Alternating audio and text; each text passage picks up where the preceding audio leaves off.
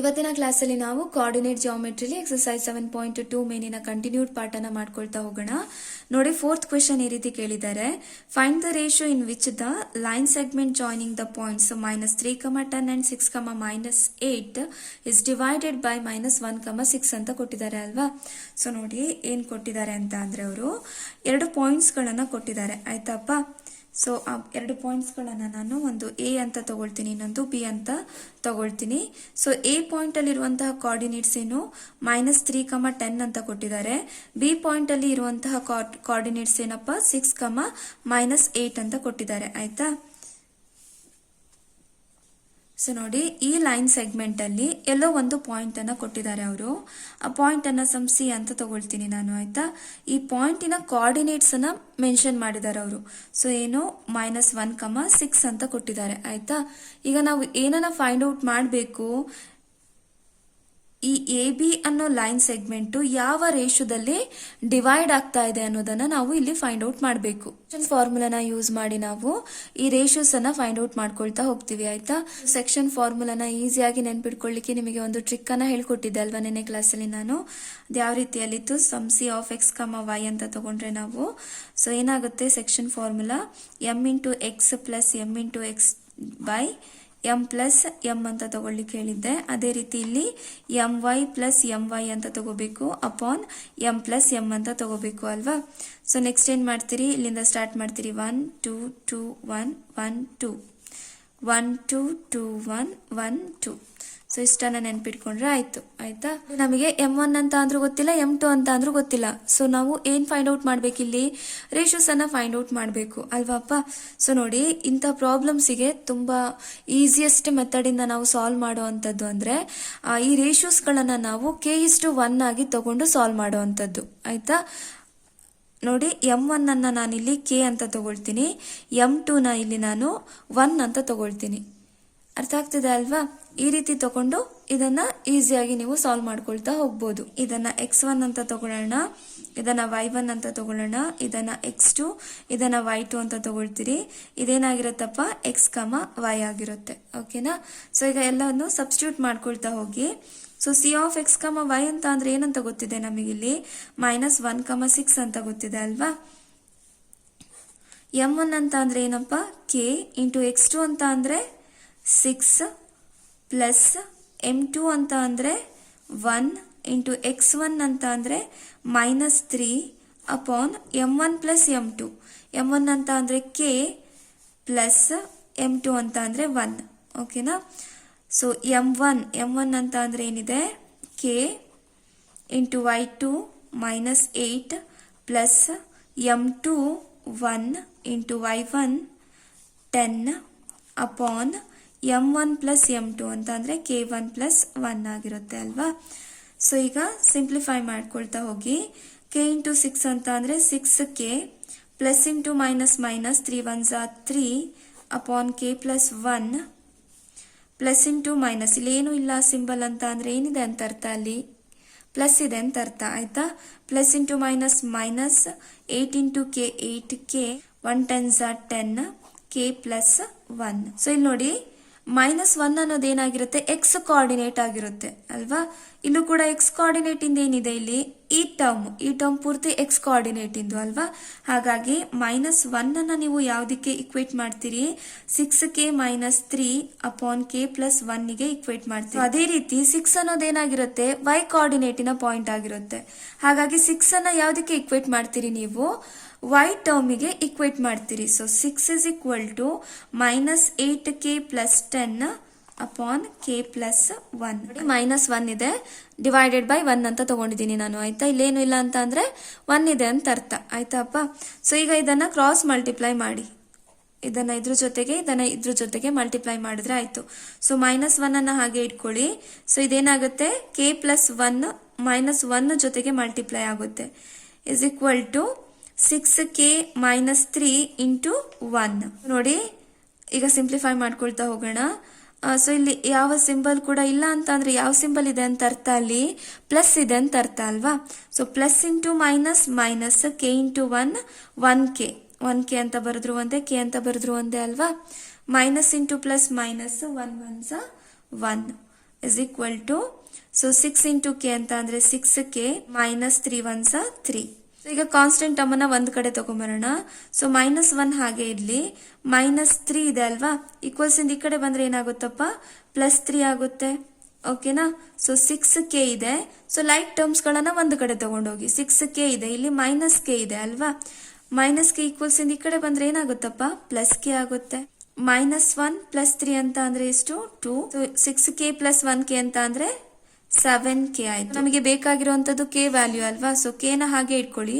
7k ಜೊತೆಗೆ ಏನಾಗಿದೆ, multiply ಆಗಿದೆ. ಈಕ್ವಲ್ಸ್ ಇಂದ ಈ ಕಡೆ ಬಂದ್ರೆ ಏನಾಗುತ್ತಪ್ಪ, ಡಿವೈಡ್ ಆಗುತ್ತೆ. ಹಾಗೆ ನಮಗೆ k ವ್ಯಾಲ್ಯೂ ಎಷ್ಟು ಸಿಕ್ತು, ಇಲ್ಲಿ 2/7 ಸಿಕ್ತು. ಸೊ m1 ಅಂತ ಅಂದ್ರೆ ಏನ್ ಬಂದಿದೆ, ಇಲ್ಲಿ ನಮಗೆ 2/7 ಬಂದಿದೆ. ಅದೇ ರೀತಿ m2 ಅಂತ ಅಂದ್ರೆ ನಾವೇನ್ ತಗೊಂಡಿದ್ವಿ, ಇಲ್ಲಿ 1 ಅಂತ ತಗೊಂಡಿದ್ವಿ ಅಲ್ವಾ. ಸೊ ಇದನ್ನ ಸಿಂಪ್ಲಿಫೈ ಮಾಡಿದ್ರೆ ಏನಾಗುತ್ತೆ, ಸೊ 2/7 ಆಗುತ್ತೆ. ಆಯ್ತಾ, 2/7 ಕರೆಕ್ಟಾ. ಇಲ್ಲಿ 1 ಇದೆ ನಮಗೆ. ಸೊ ಇದನ್ನ ನಾನು ಡಿವೈಡೆಡ್ ಬೈ 1 ಅಂತ ಬರಿಬಹುದು ಅಲ್ವಾ. 1/1 ಅಂತ ಅಂದ್ರೆ ಅಗೇನ್ 1 ಬರುತ್ತೆ. ಸೊ ಈ ರೀತಿ ಇದ್ದಾಗ ಏನ್ ಮಾಡ್ತೀರಿ ನೀವು, ಇದನ್ನ A B C D ಅಂತ ತಗೊಳ್ಳೋಣ. ಸೊ ಯಾವ್ದನ್ನ ಯಾವ್ದ್ರ ಜೊತೆ ಮಲ್ಟಿಪ್ಲೈ ಮಾಡ್ತೀರಿ, ಇದನ್ನ ಇದ್ರ ಜೊತೆ ಮಲ್ಟಿಪ್ಲೈ ಮಾಡ್ತೀರಿ, ಇದನ್ನ ಇದ್ರ ಜೊತೆ ಮಲ್ಟಿಪ್ಲೈ ಮಾಡ್ತೀರಿ. A ಇಂಟು D ಮಾಡ್ತೀರಿ, B ಇಂಟು C ಮಾಡ್ತೀರಿ ಅಲ್ವಾ. ಸೊ ಅದೇ ರೀತಿ ಇಲ್ಲೂ ಕೂಡ. ಸೊ 2 ಇಂಟು 1 ಮಾಡ್ತೀರಿ ಅಪಾನ್ 7 ಇಂಟು 1 ಮಾಡ್ತೀರಿ. ಸೊ 2 1s 2 ಅಪಾನ್ 7 1s 7, 2/7 ಬರುತ್ತೆ. ಆಯ್ತಾ, ಇದನ್ನ ಇಲ್ಲಿ ಡೈರೆಕ್ಟ್ ಆಗಿ ಬರ್ದಿದ್ದೀನಿ ಅಷ್ಟೇ ನಾನು. ಅರ್ಥ ಆಯ್ತು ಅಲ್ವಾ. ಸೊ ರೇಷಿಯೋ ಎಷ್ಟಾಯ್ತಪ್ಪ ಹಾಗಾದ್ರೆ, m1/m2 ನಮಗೆ 2/7 ಸಿಕ್ತು. ನೋಡಿ, ನಾನು ಖಾಲಿ ನಿಮಗೆ ಎಕ್ಸ್ ಕೋಆರ್ಡಿನೇಟ್ ಇಂದು ಮಾತ್ರ ಇಕ್ವೇಟ್ ಮಾಡಿ ರೇಷಿಯೋಸ್ ಅನ್ನ ತೆಗೆದು ಕೊಟ್ಟೆ ಅಲ್ವಾ. ಹಾಗಾದ್ರೆ ವೈ ಕೋಆರ್ಡಿನೇಟ್ ಯೂಸ್ ಆಗೋದಿಲ್ವಾ ಅಂತ ಕ್ವೆಶನ್ ಮಾರ್ಕ್ ಅಲ್ವಾ.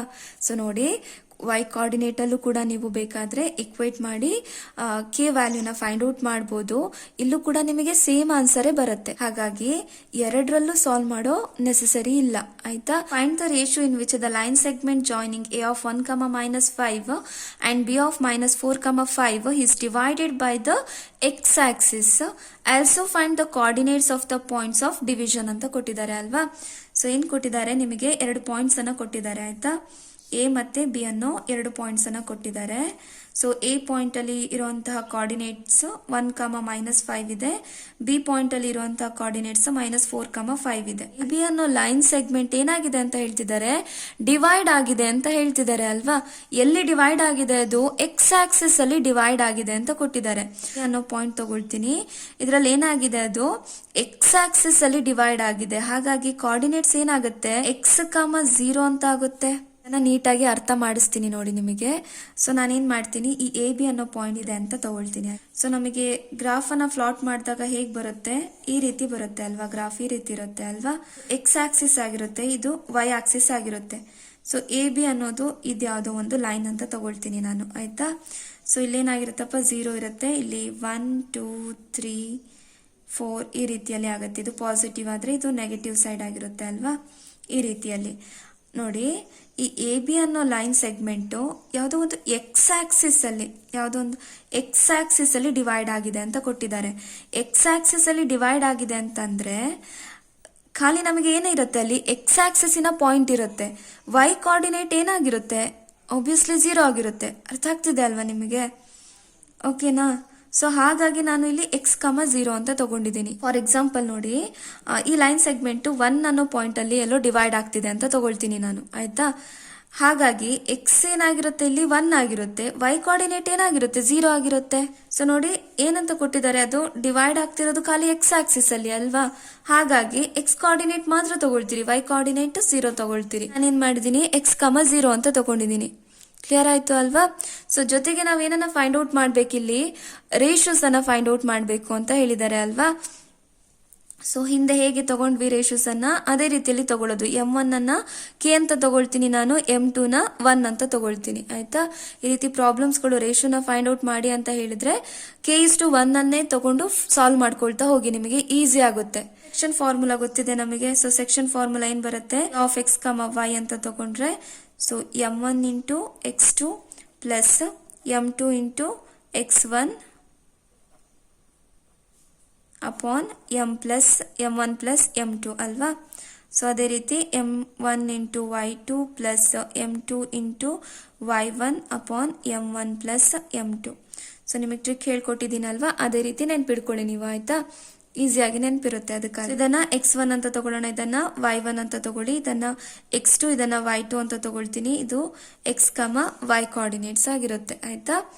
So C of x, y ಅಂತ ಅಂದ್ರೆ x, 0 ಈಕ್ವಲ್ ಟು m1 ಅಂತ ಅಂದ್ರೆ ಏನಪ್ಪ k, x2 ಅಂತ ಅಂದ್ರೆ -4 ಪ್ಲಸ್ m2 ಅಂತ ಅಂದ್ರೆ 1, x1 ಅಂತ ಅಂದ್ರೆ 1, m1 ಪ್ಲಸ್ m2 ಅಂತ ಅಂದ್ರೆ k ಪ್ಲಸ್ 1.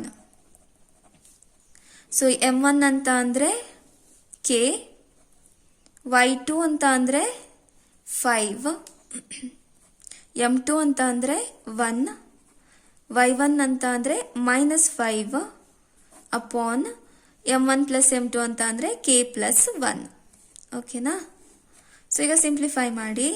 ಸೊ ಏನು ಇಲ್ಲ ಅಂತ ಅಂದ್ರೆ ಏನ್ ಸಿಂಬಲ್ ಇದೆ? ಪ್ಲಸ್ ಸಿಂಬಲ್ ಇದೆ ಅಂತ ಅರ್ಥ. Plus into minus minus, 4 into K 4k plus 1 1 1 k plus 1. So k 5 into K 5k plus into minus minus 5 1 5 upon K plus 1. X coordinate ಅನ್ನ ಎಕ್ಸ್ ಟರ್ಮಿಗೆ ಈಕ್ವೇಟ್ ಮಾಡಿ. X is equal to minus K 4k plus 1 upon K plus 1. So y coordinate ಅನ್ನ y ಟರ್ಮಿಗೆ equate ಮಾಡ್ತೀನಿ ನಾನು. 5k minus 5 upon K plus 1 ಆಯ್ತು. ಈ term ಅನ್ನ ಚೂಸ್ ಮಾಡೋದಿಲ್ಲ, ಆಯ್ತಾ? ಸೊ ಫಸ್ಟ್ ನಾನು ಈ ಟರ್ಮ್ ಅನ್ನ ಚೂಸ್ ಮಾಡ್ತೀನಿ. ಯಾತಕ್ಕಾಗಿ ಹಾಗೆ ಮಾಡ್ತಿದ್ದೀನಿ ಅಂತ ಅಂದ್ರೆ, ಇಲ್ಲಿ ನನಗೆ ಎಕ್ಸ್ ಗೊತ್ತಿಲ್ಲ ಅಲ್ವಾ, ಎಕ್ಸ್ ಅನ್ನೋನ್ ಆಗಿದೆ, ಜೊತೆಗೆ ಕೆ ಕೂಡ ಅನ್ನೋನ್ ಆಗಿದೆ ಅಲ್ವಾ? ಸೊ ಇದನ್ನ ಸಿಂಪ್ಲಿಫೈ ಮಾಡ್ತಾ ಹೋದ್ರೆ ನಿಮಗೆ ಅನ್ನೌನ್ ಇಸ್ ಈಕ್ವಲ್ ಟು ಅನ್ನೌನೇ ಬರುತ್ತೆ ಅಲ್ವಾ? X is equal to some K, ಇದರಲ್ಲಿ ನಿಮಗೆ ಆನ್ಸರ್ ಸಿಗುತ್ತೆ ಅಲ್ವಾ? ಆಗ ಫೈಂಡ್ ಔಟ್ ಮಾಡ್ದಂಗೆ ಆಗುತ್ತಾ ನಿಮಗೆ ಆನ್ಸರ್? ಇಲ್ಲ ಅಲ್ವಾ? ಹಾಗಾಗಿ ನಾನು ಫಸ್ಟಿಗೆ ಇದನ್ನ ಚೂಸ್ ಮಾಡ್ತೀನಿ. ಓಕೆನಾ? So 0 is equal to 5k minus 5 upon K plus 1. So cross multiply ಮಾಡಿ, ಇಲ್ಲೇನು ಇಲ್ಲ ಅಂತಂದ್ರೆ 1 ಅಂತ ತಗೋಬಹುದು, ಆಯ್ತಾ? ಸೊ ಕ್ರಾಸ್ ಮಲ್ಟಿಪ್ಲೈ ಮಾಡಿದ್ರೆ ಏನಾಗುತ್ತೆ? K plus 1 into 0 equal to 5k minus 5 into 1. ಇದನ್ನ ಇದ್ರ ಜೊತೆಗೆ ಮಲ್ಟಿಪ್ಲೈ ಮಾಡಿದ್ರೆ ಆಯ್ತು, ಆಯ್ತಾ?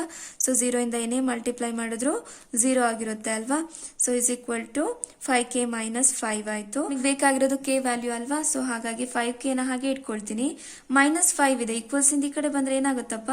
ಪ್ಲಸ್ 5 ಆಗುತ್ತೆ. ಹಾಗೆ ಇಟ್ಕೊಳ್ಳಿ, k ನ ಹಾಗೆ ಇಟ್ಕೊಳ್ಳಿ. 5 ಏನಾಗಿದೆ? k ಜೊತೆಗೆ ಮಲ್ಟಿಪ್ಲಿಕೇಶನ್ ಅಲ್ಲಿ ಇದೆ, ಈಕ್ವಲ್ಸ್ ಇಂದ ಈ ಕಡೆ ಬಂದ್ರೆ ಏನಾಗುತ್ತೆ? ಡಿವೈಡ್ ಆಗುತ್ತೆ. 5 1 ಹಾಗಾಗಿ ಕೆ ವ್ಯಾಲ್ಯೂ ಎಷ್ಟು ಸಿಕ್ತು ನಿಮಗೆ? 1 ಸಿಕ್ತು. ಓಕೆನಾ? ಸೊ ಫಸ್ಟ್ ರೇಷಿಯೋ ನೋಡ್ಕೊಂಡ್ಬಿಡೋಣ ನಾವು. ರೇಷಿಯೋ ಏನಾಗುತ್ತೆ? m1 ಬೈ m2 ಆಗುತ್ತೆ. m1 ಅಂತ ಅಂದ್ರೆ ಏನ್ ತಗೊಂಡಿದ್ದೀರಿ? ಕೆ ಅಂತ ತಗೊಂಡಿದ್ದೀರಿ. ಅಪಾನ್ m2 ಅಂತ ಅಂದ್ರೆ ಏನ್ ತಗೊಂಡಿದ್ದೀರಿ? ಅಲ್ಲಿ 1 ಅಂತ ತಗೊಂಡಿದ್ದೀರಿ ಅಲ್ವಾ? ಸೊ ಕೆ ವ್ಯಾಲ್ಯೂ 1 ಇದೆ upon 1. So m1 by m2 ಏನಾಗತ್ತಪ್ಪ? ರೇಷಿಯೋ 1 ಅಪಾನ್ 1 ಆಗುತ್ತೆ. ಫೈಂಡ್ ಔಟ್ ಮಾಡ್ಬೇಕಪ್ಪ, ಎಕ್ಸ್ ಕೋಆರ್ಡಿನೇಟ್ ಅನ್ನ ಫೈಂಡ್ ಔಟ್ ಮಾಡಬೇಕು ಅಲ್ವಾ?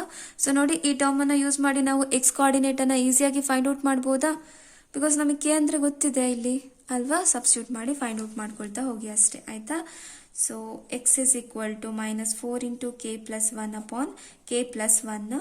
ಸೊ ಮೈನಸ್ 4 ಇಂಟು ಕೆ ಅಂತ ಅಂದ್ರೆ 1 ಪ್ಲಸ್ 1 ಅಪಾನ್ 1 ಪ್ಲಸ್ 1. ಓಕೆನಾ? ಸೊ ಸಿಂಪ್ಲಿಫೈ ಮಾಡಿದ್ರೆ ಮೈನಸ್ 4 1 4 ಪ್ಲಸ್ 1 ಅಪಾನ್ 1 ಪ್ಲಸ್ 1 ಅಂತ ಅಂದ್ರೆ 2, ಮೈನಸ್ 4 ಪ್ಲಸ್ 1 ಅಂತ ಅಂದ್ರೆ ಮೈನಸ್ 3 ಅಪಾನ್ 2. ಹಾಗಾಗಿ ಎಕ್ಸ್ ಕೋಆರ್ಡಿನೇಟ್ ಏನಾಗಿರುತ್ತೆ ನಮಗೆ? ಮೈನಸ್ 3/2 ಆಗಿರುತ್ತೆ. ಸೊ ಏನಾಯ್ತು? ಸೊ ಈ ಪಾಯಿಂಟಿನ ಕೋಆರ್ಡಿನೇಟ್ಸ್ ಗಳು ಏನಾಗಿರ್ತವೆ? ಮೈನಸ್ 3/2, 0 ಆಗಿರುತ್ತೆ. ಸೊ ನೋಡಿ, next question. If 1, 2, 4, y, x, 6 and 3, 5 are the vertices of A parallelogram taken in order, find x and y ಅಂತ ಕೊಟ್ಟಿದ್ದಾರೆ ಅಲ್ವಾ? ಸೊ ಪ್ಯಾರಲೋಗ್ರಾಮ್ ಅಂತ ಕೊಟ್ಟಿದ್ದಾರೆ. ಹಾಗಾಗಿ ಫಸ್ಟ್ ಒಂದು ನಾವು ಪ್ಯಾರಲೋಗ್ರಾಮ್ ಅನ್ನ ಡ್ರಾ ಮಾಡ್ಕೊಂಡ್ಬಿಡೋಣ, ಆಯ್ತಾ?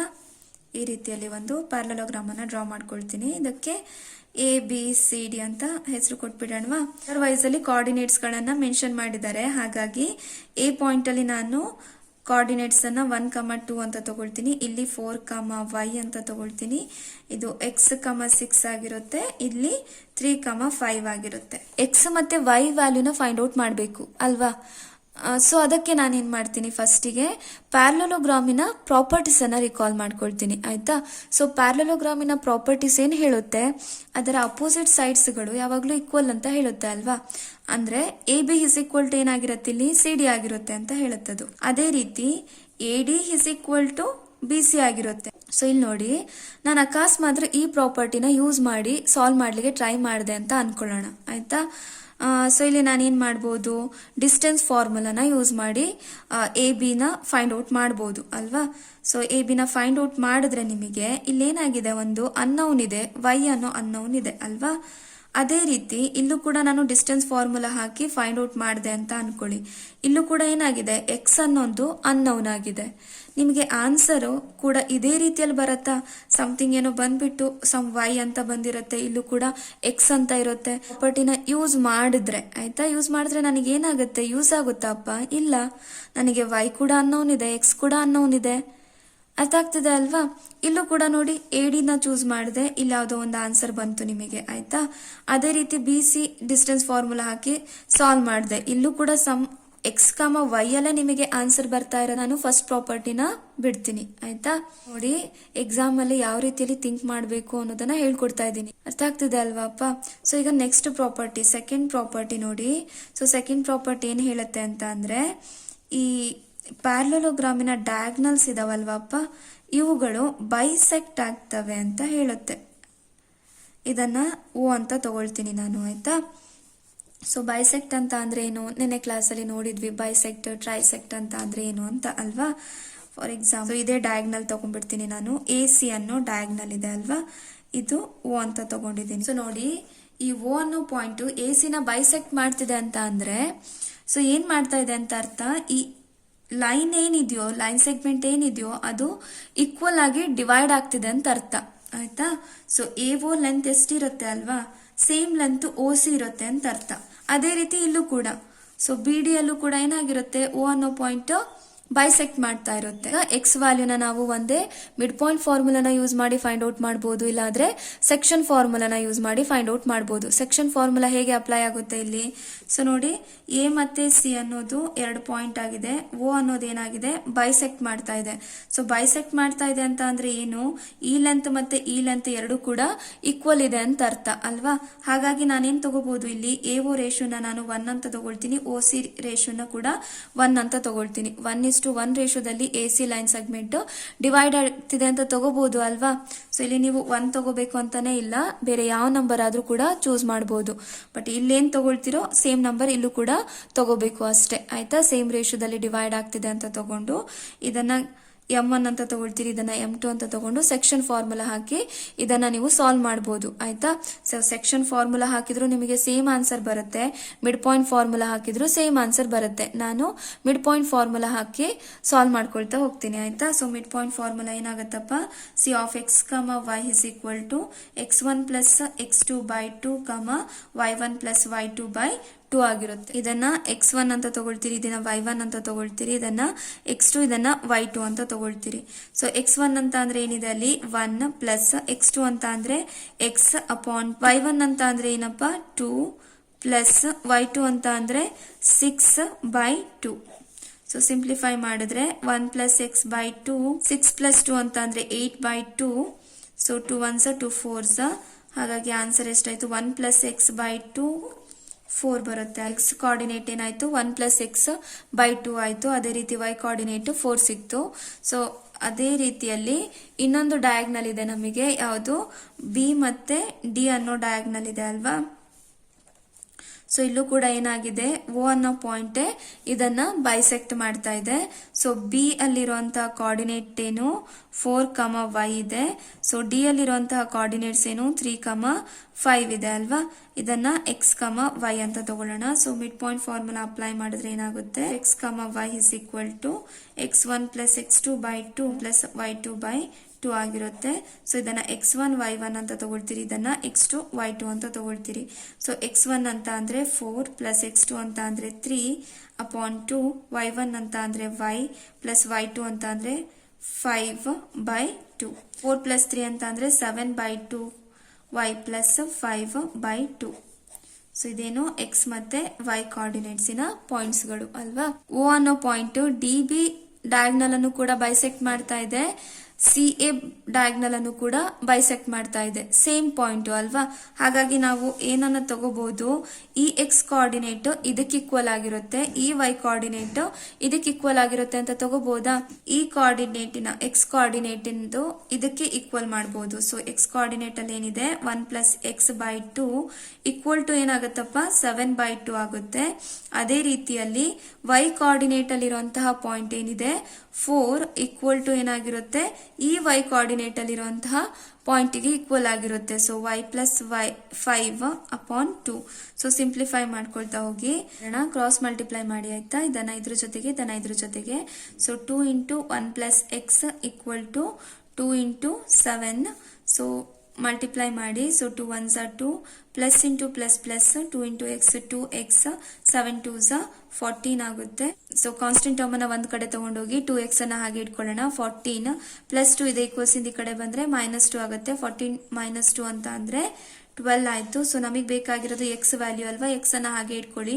2 ಏನಾಗಿದೆ ಎಕ್ಸ್ ಜೊತೆಗೆ ಮಲ್ಟಿಪ್ಲಿಕೇಶನ್ ಅಲ್ಲಿ ಇದೆ, ಈಕ್ವಲ್ಸ್ ಇಂದ ಈ ಕಡೆ ಬಂದ್ರೆ ಏನಾಗುತ್ತಪ್ಪ ಡಿವೈಡ್ ಆಗುತ್ತೆ. 2 1s are 2, 6s are 12. ಹಾಗಾಗಿ ಎಕ್ಸ್ ಕೋಆರ್ಡಿನೇಟ್ ಏನಾಯ್ತು 6 ಆಯ್ತು ಆಯ್ತಾ. ಅದೇ ರೀತಿ ಇಲ್ಲಿ ಫೈಂಡ್ ಔಟ್ ಮಾಡಿ. ಸೊ ಇಲ್ಲಿ ಏನು ಇಲ್ಲ ಅಂದ್ರೆ 1 ಅಂತ ತಗೋಬಹುದು ಆಯ್ತಾ. 4/1 ಅಂತ ಅಂದ್ರೂ 4 ಆಗಿರುತ್ತೆ. ಸೊ ಕ್ರಾಸ್ ಮಲ್ಟಿಪ್ಲೈ ಮಾಡಿ ಇವಾಗ. 2 × 4 = 1 × y + 5. 2 4s are 8, 1 × y plus 5 1s are 5. ಬೇಕಾಗಿರುವಂತದ್ದು y value ಅಲ್ವಾ, y ಅನ್ನ ಹಾಗೆ ಇಟ್ಕೊಳ್ಳಿ. ಸೊ 8 ಹಾಗೆ ಇರ್ಲಿ, ಪ್ಲಸ್ 5 ಇದೆ ಈಕ್ವಲ್ಸ್ ಇಂದ ಈ ಕಡೆ ಬಂದ್ರೆ ಏನಾಗುತ್ತೆ -5 ಆಗುತ್ತೆ. ಸೊ 8 - 5 ಅಂತ ಅಂದ್ರೆ ಏನಾಗುತ್ತಪ್ಪ 3 ಆಗುತ್ತೆ ಅಲ್ವಾ. ಹಾಗಾಗಿ y ವ್ಯಾಲ್ಯೂ ಎಷ್ಟು ಸಿಕ್ತು ನಿಮಗೆ 3 ಸಿಕ್ತು. ಸೊ ನೋಡಿ ನೀವು ಮನೇಲಿ ಸೆಕ್ಷನ್ ಫಾರ್ಮುಲಾಕ್ಕೆ ಟ್ರೈ ಮಾಡಿ, ಸೇಮ್ ಆನ್ಸರ್ ಬರುತ್ತೆ ಆಯ್ತಾ. ಸೊ ಇದು ಡಯಾಗ್ನಲ್ ತಗೊಂಡಿದ್ದೀನಿ ಅಷ್ಟೇ ನಾನು ಆಯ್ತಾ. ಸೊ ಇದನ್ನ 1:1 ರೇಷಿಯೋದಲ್ಲಿ ಡಿವೈಡ್ ಆಗ್ತಿದೆ ಅಂತ ತಗೊಂಡಿದ್ದೀನಿ ನಾನು. ಸೊ ಇದನ್ನ x1, ಇದನ್ನ y1, ಇದನ್ನ x2 y2 ಅಂತ ತಗೊಳ್ತೀರಿ, ಇದನ್ನ m1 ಅಂತ ತಗೊಳ್ತೀರಿ, ಇದನ್ನ m2 ಅಂತ ತಗೊಳ್ತೀರಿ. ಸೊ ಸಾಲ್ವ್ ಮಾಡ್ತಾ ಹೋಗಿ ಸೇಮ್ ಪ್ರೊಸೀಜರ್ ರಿಪೀಟ್ ಮಾಡಿದ್ರೆ ಆಯ್ತು ಆಯ್ತಾ.